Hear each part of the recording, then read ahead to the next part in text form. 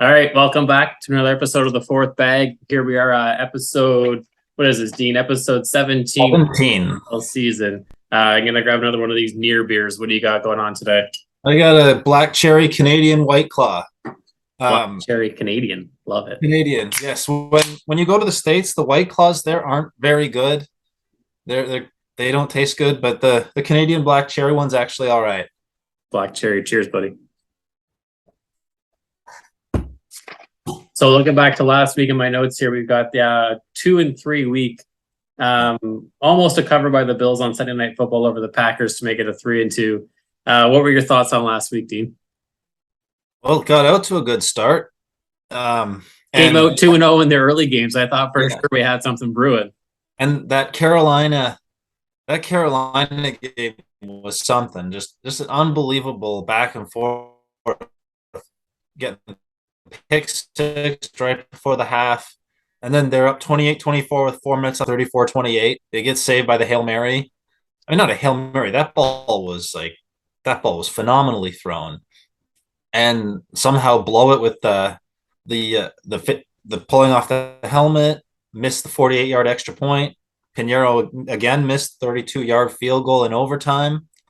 So wow, just a chaotic game. And then we had a couple of games later on in the day that didn't quite rise to the level of terrible beats, but they're still games that you expect to win. I mean, Indianapolis up 16-7 over the Commanders in the fourth quarter, and really should have been up more. I mean, they lined up 3rd and goal at the 1 and shotgun, and that move never works.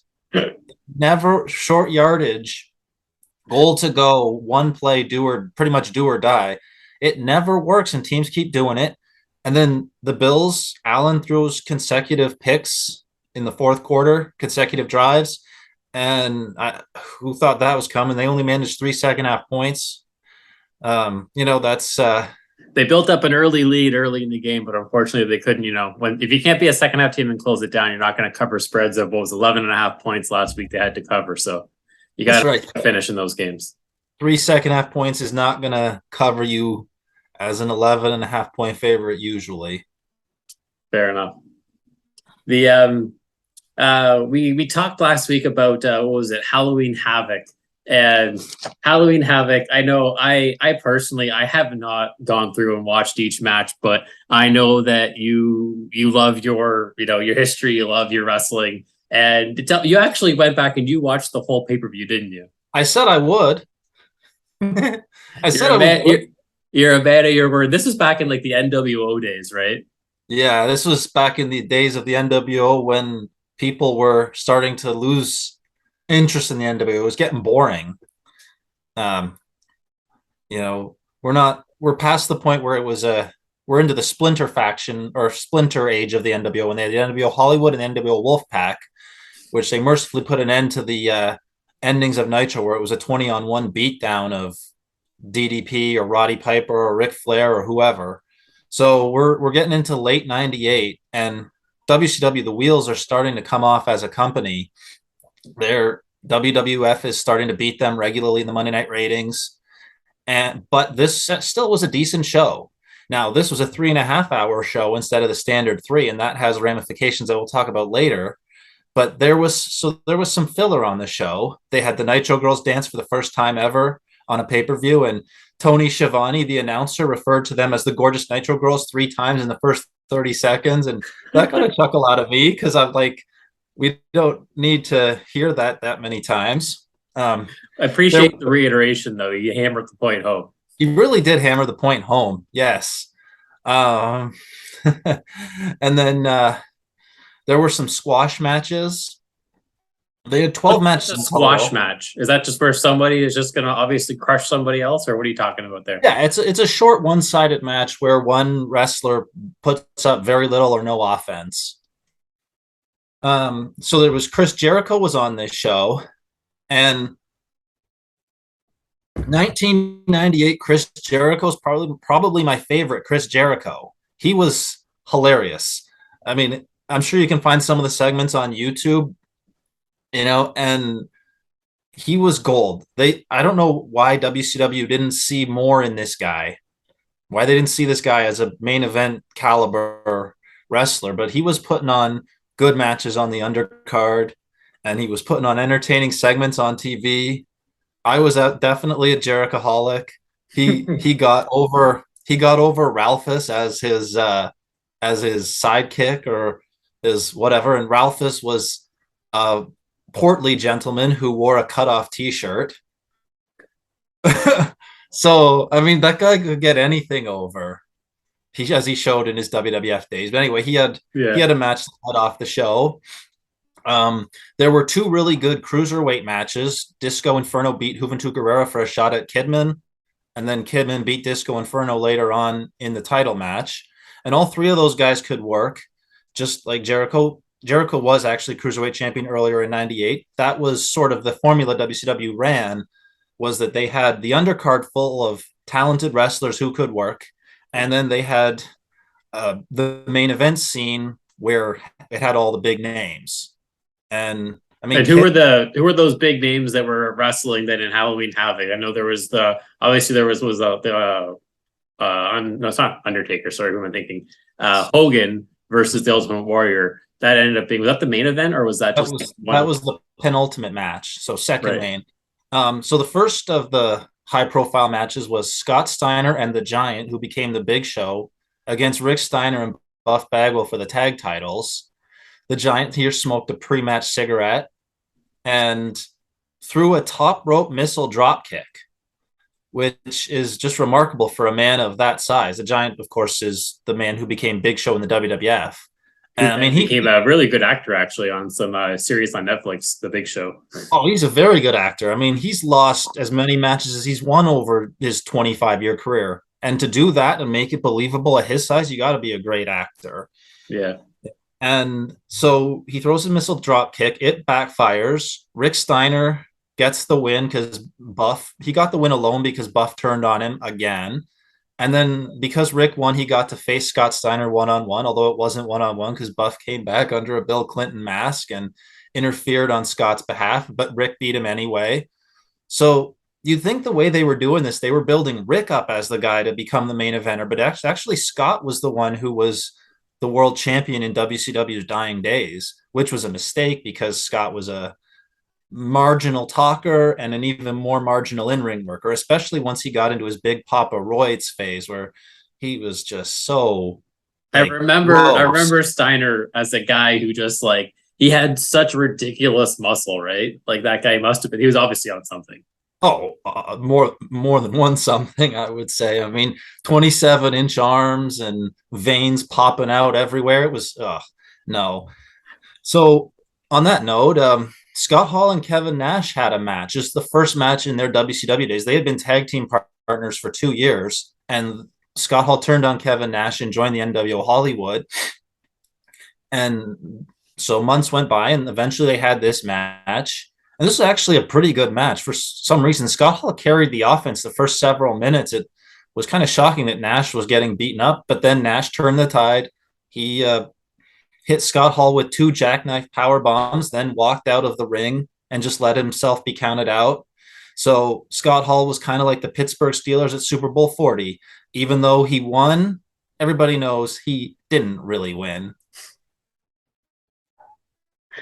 Dean, you're the historian for sure. And then we had Bret Hart against Sting. And this was not a match that either will put on their highlight reel, but it was a decent match. But they made Bret look like an absolute killer in the end spot. Sting hit his head on the turnbuckle, or the metal behind the turnbuckle, trying to do a scorpion death drop. Sorry, he did a Stinger splash.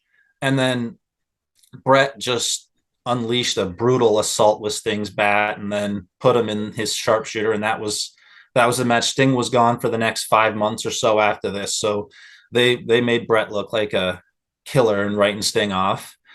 And then we have Hogan against the Warrior. And, I was thinking maybe this match. Sorry, Dean, whenever you say the word Hulk Hogan, I love what a smile it brings to your face. It's just like, you just admire the man, the myth, the legend, all of the Hoganisms, everything. His admire. I would say I don't. I think, well, actually, this time it brought the smile to my face because I'm talking about the match. But I admire the fact that he thinks that he can tell those stories and no one will know that they're bogus. He has no shame. I mean, that if I admire anything, it's that I admire that he has absolutely no shame in In anything. saying whatever it is that he says, he just sort of lets Yeah. it out and thinks, okay, I can get away with this. Yeah. So I mean, now this match, you know, it really was as bad as everybody said. That's. I mean, I didn't see one move here that really was impressive. I mean, it was a punch fest, punches, kicks, whipping each other, whipping each other with Hogan's weightlifting belt, and um, yeah, they Winging didn't off any of the big really. leg drops or elbow drops or anything like that. Um, I don't think. Yeah, I don't know. Hogan didn't win this match with his leg drop, which. I mean, Bret Hart has a nicer leg drop than Hogan. Bret got his leg drop in on Sting, so at least we got to see that. But Bret won the match, or Hogan won this match when after the flash paper stunt they improvised the backfired flash paper stunt that we talked about, Yep. and you can see Hogan's face is burned. He didn't burn any hair off, but he kind of burned himself a little bit. And then Hogan's at least on-screen nephew Horace came down, hit the Warrior with a chair, and Hogan got the win and put us out of our misery after 14 minutes of just I mean, to be the second main event on a pay-per-view and put on a match this bad is just wow. Now, then in the main event, Goldberg and Diamond Dallas Page had probably the best match of Goldberg's career. This was a very good match. It did a great job of building DDP up as a legitimate threat. And I left this match feeling like, yep, he's going to be the world champion eventually. He didn't win it here. Goldberg retained, but they did a great job elevating DDP in defeat. It's not the way the internet geeks of today, there's so many guys who are just like, you lose one or two matches. Oh, this guy's buried. Oh, this guy's done. No, you can look credible in defeat like DDP did here, like Steve Austin did against Bret Hart in late '96, and yeah. So, but as I mentioned, the 3.5 hours thing. This is where that comes into play. See, WCW neglected to tell the pay-per-view companies that the card was going to be 3.5 hours instead of the usual three. So So back then, many when you were doing pay per views, did it just go off the air after 3 hours, or how does that work? in this case, yes, WCW. Many people's feed cut out right as the Goldberg DDP match was getting started. I heard some people's cut out during the Hogan Warrior match. So yeah, a lot of people didn't even get to see this great match on the pay-per-view itself. And now the dynamic they had here, this is like the reverse of WrestleMania 25 and WrestleMania 18 with Undertaker and Shawn and Hogan and Rock. Like those main eventers were dead in those main event matches were dead in the water because those matches just blew the roof off the place. This Hogan Warrior match left the crowd wanting a lot more. So it was like the exact opposite of that. And now Eric Bischoff, decided that because the pay-per-view audience couldn't see the match, that he would put the match free on the Goldberg Diamond Dallas Page match would be aired the next night on Nitro for free. And They tried to make it right. they tried to make it right. Now they lost a lot of money on the gaff, but Bischoff probably was happy about the fact that this got WCW the win in the Monday Night Wars and their last win in the history of the Monday Night Wars. They would not win another week over Monday Night Raw in the history of the two shows.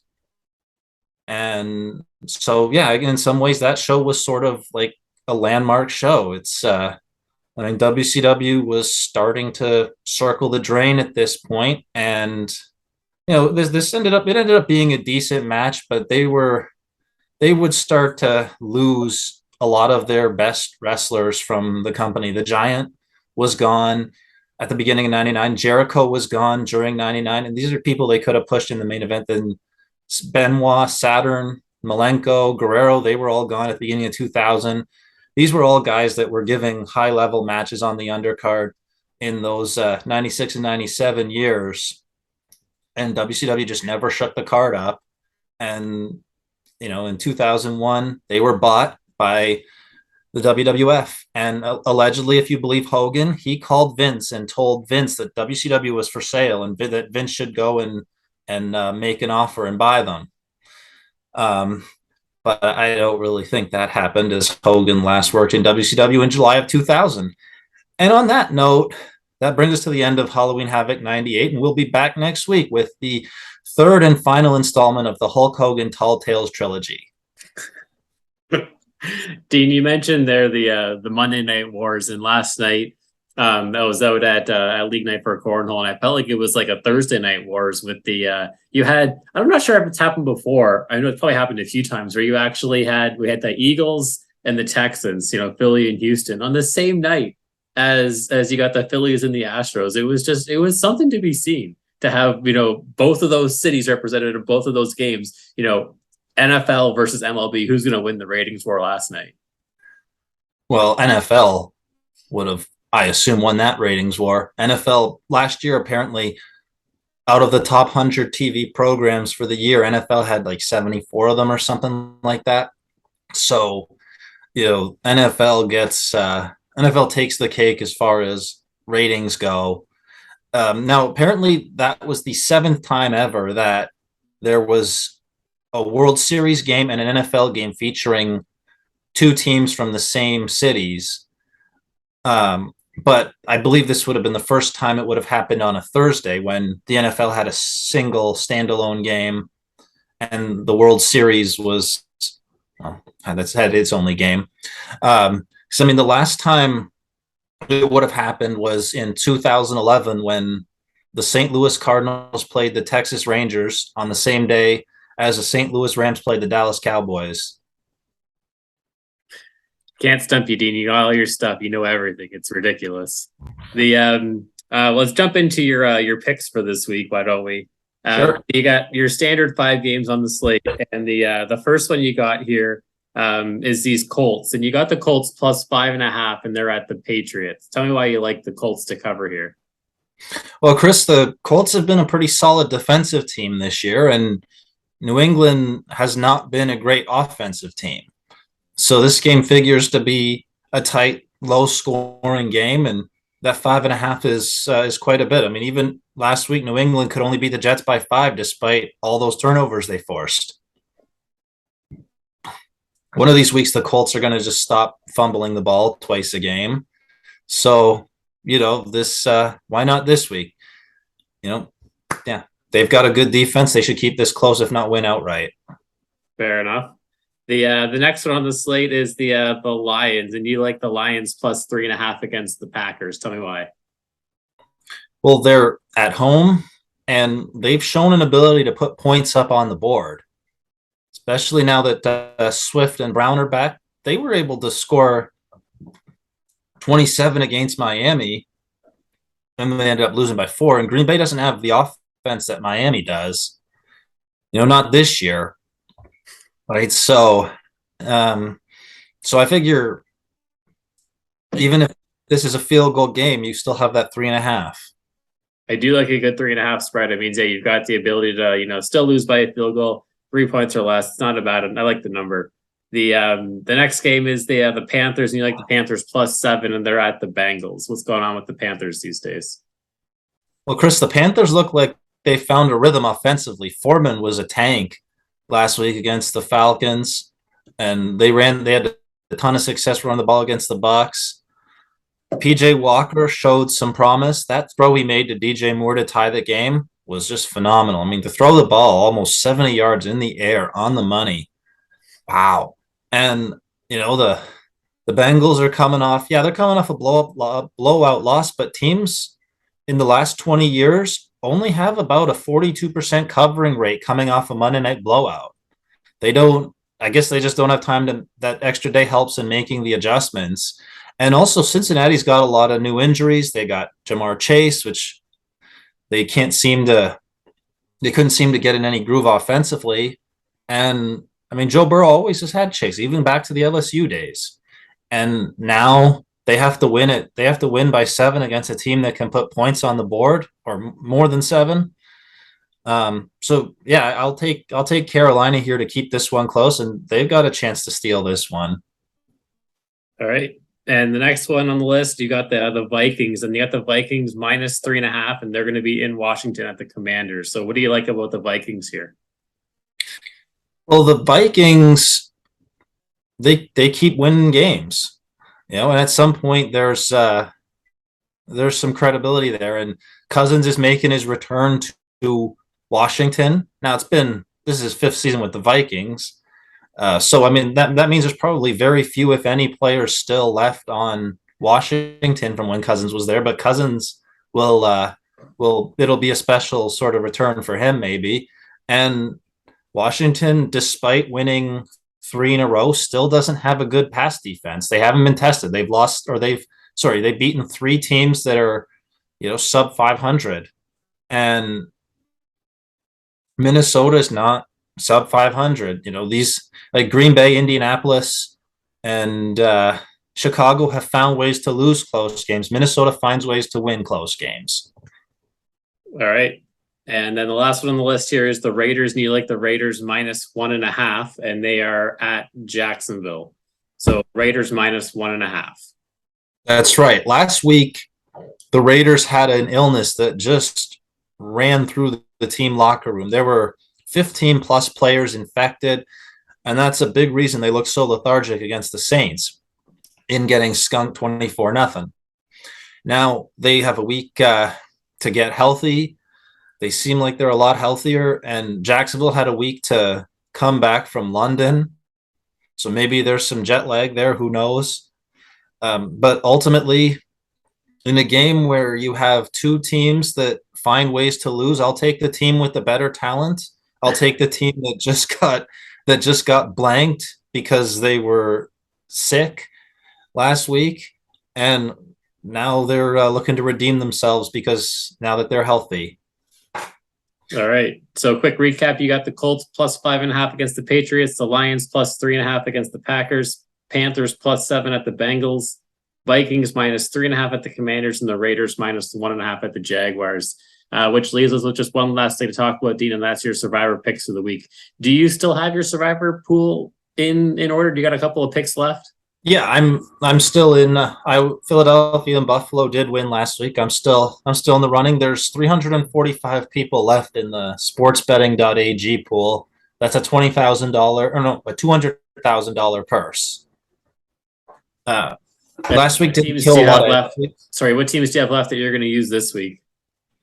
This week, well, since I've used up Buffalo and Philadelphia and KC all on one entry, I can't use any of them on that entry. So, I mean, those are the teams I'd recommend taking if you have the choice. Philly played last night. I mean, if you had them, then using them was the right play. I suspect very few people still do have them. I didn't have them. And then Buffalo and Kansas City they look pretty solid to win. I'm going to take Kansas City with 1 entry because I feel like they're at home. They're going to be playing against Malik Willis, starting for the Titans, it looks like. And the Chiefs are not the Texans. The Chiefs coming off a bye. With Andy Reid's offense, and he's got a lot of time to think about things. He should have things put together for this week. Yeah.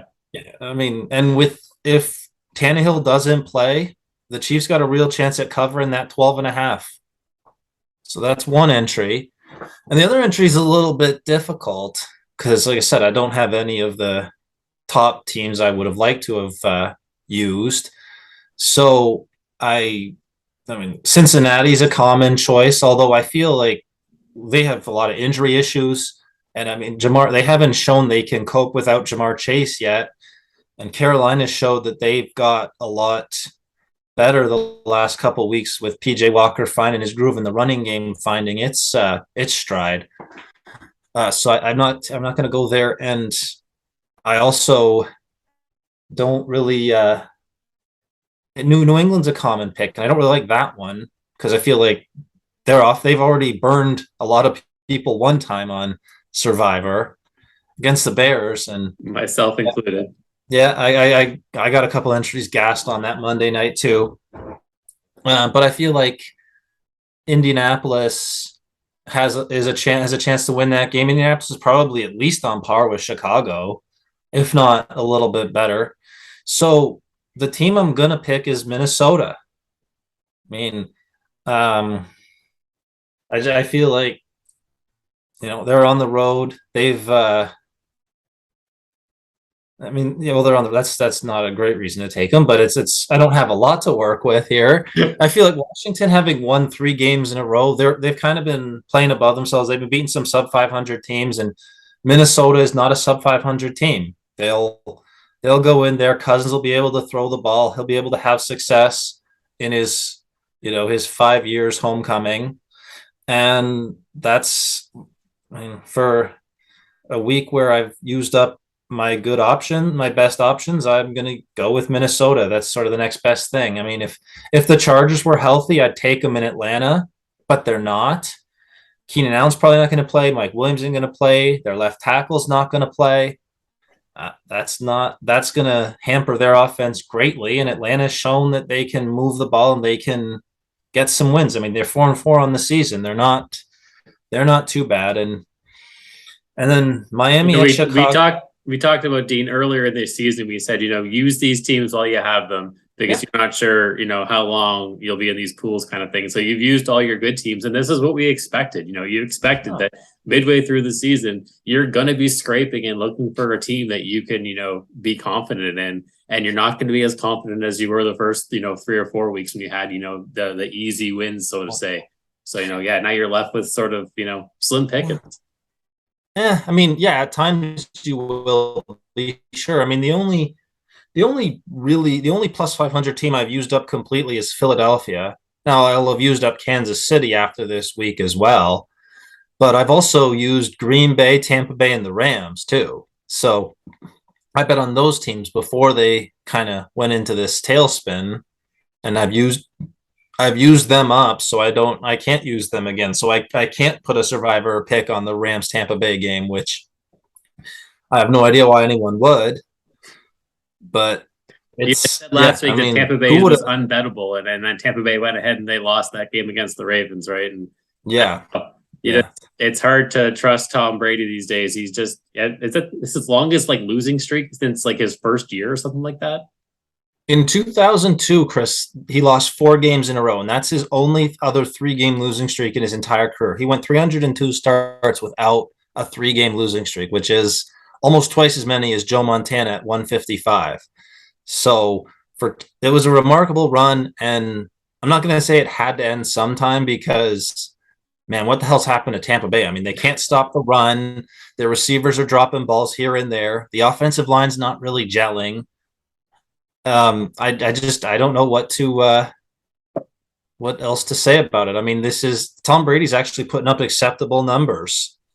Now, what is he throwing? 2,300 yards and 1 pick for 8 games. I mean, he's just under 300 yards a game, and he's only been intercepted once. That's more than acceptable.